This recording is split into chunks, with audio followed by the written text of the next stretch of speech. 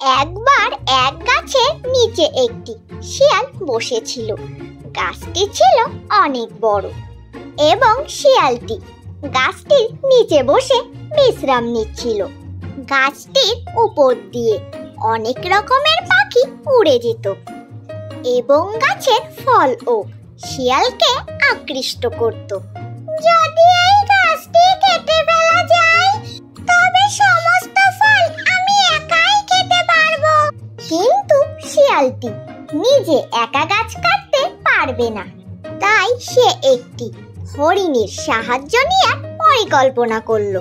শিয়ালটি হরিণের কাছে গিয়ে বলল যে, তুমি যদি ওই গাছটি কেটে ফেলো তবে আমরা ওই গাছের সমস্ত ফল দুজনে ভাগ করে খাবো। হরিণটি সরল মনের ছিল, সে শিয়ালের কথায় রাজি হয়ে গেল। হরিণটি গাছ কাটা শুরু করলো আর শিয়ালটি অপেক্ষা করতে লাগলো। যখন গাছটি পড়ার উপক্রম হলো তখন শিয়ালটি চিৎকার করে বলল যে, হরিণ ভাই, গাছ পড়ে গেলে তো তুমি আঘাত পাবে। হরিণটি ভয় পেয়ে পালিয়ে গেল।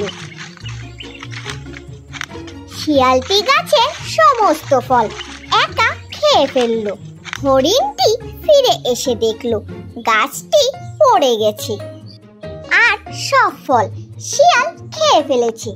এই গল্পটি থেকে আমরা দেখলাম যে শিয়ালটি নিজের স্বার্থ উদ্ধারের জন্য অন্যকে ব্যবহার করতে কুণ্ঠবোধ করে না। তাছাড়া এই গল্পটি আমাদের সতর্ক থাকতে শেখায়, অন্যের দ্বারা যেন আমরা প্রতারণার শিকার না হই।